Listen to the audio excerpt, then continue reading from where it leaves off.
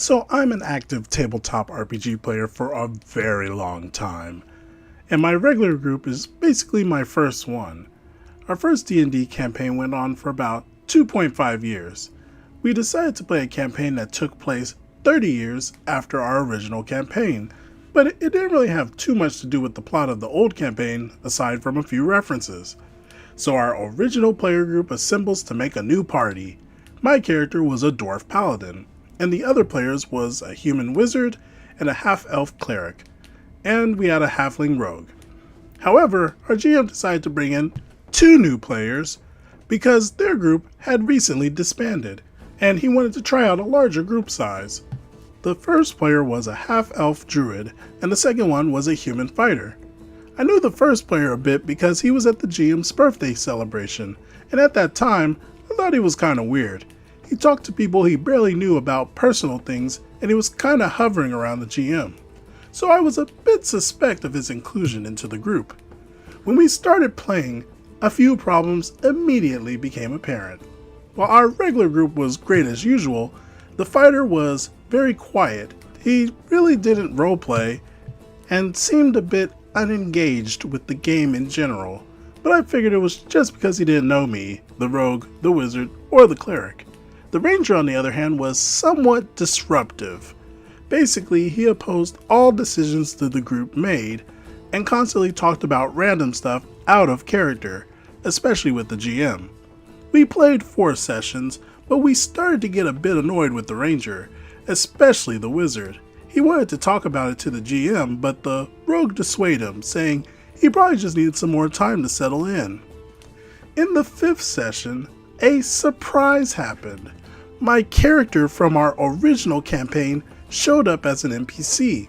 This character was the only one of the original characters that actually survived through our whole campaign. So it was a pretty cool moment for our original group. The fighter didn't really care, but the druid was visibly annoyed. We just put it off and finished the session. We then talked a little bit after, and the druid said that he was really angry that I was getting this special treatment, and that he wanted his first character to show up too. The GM explained to him that the character was special to us, and that we didn't even know his character, not even the fighter. He also said that because we didn't know who his character was, he wouldn't even know how to roleplay him, while he knew how to roleplay my character very well. The druid said then he would just play his character himself, and suddenly got ready to leave. Next session, he arrives with this really old beat up character sheet of a neutral evil drow warlock called, and I kid you not, Harlane Shadowlord. He was a level 14 or something ridiculous like that, while our characters were level 2. The wizard, who was just sick of this guy, got into a huge argument with him. I don't remember the exact words, but the druid was screaming at the top of his lungs, while the wizard stood up and was almost shouting, and the GM was desperately trying to calm them down. Eventually, he managed and allowed him to play Harlane for 1 session, while he took over the druid as an NPC. Harlane was, unsurprisingly, the darkest edgelord of them all, and obviously overpowered in combat. We were in a dungeon of some kind, don't remember the details, but it doesn't really matter, and he beat every encounter.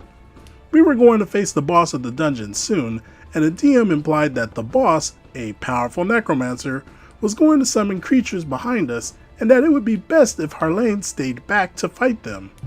The player was having none of that, and he said, "I charge into the room." I stopped him because I didn't want him to trivialize an encounter completely, nor did I want to be killed by summoned zombies. Then, without saying a single word, he cast Finger of Death on my character. The GM explained that we didn't do PvP in our group, but that guy just said that this is what his character would do. The GM then said he needed to take a bathroom break, but he sent me and the other original players a text message that we should just let him do his thing and he wouldn't invite him to the next session, and we would restart the next session from the dungeon entrance. When he came back, Harlane commanded the zombie that he created of me to guard the door. while he easily killed the necromancer, while asking the other players about personal intimate life for whatever reason. The rogue, who was sitting next to the warrior, looked at his phone because the other players were just basically standing back. Unfortunately, the warrior saw the message that the GM sent. The warrior, who I thought was a pretty quiet and shy person, shouted an expletive very loudly towards the rogue.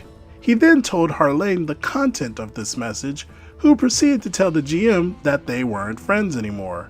The wizard was arguing with Harlane again, when the warrior, who was still insulting the rogue, just sat there baffled and told the wizard to kill himself.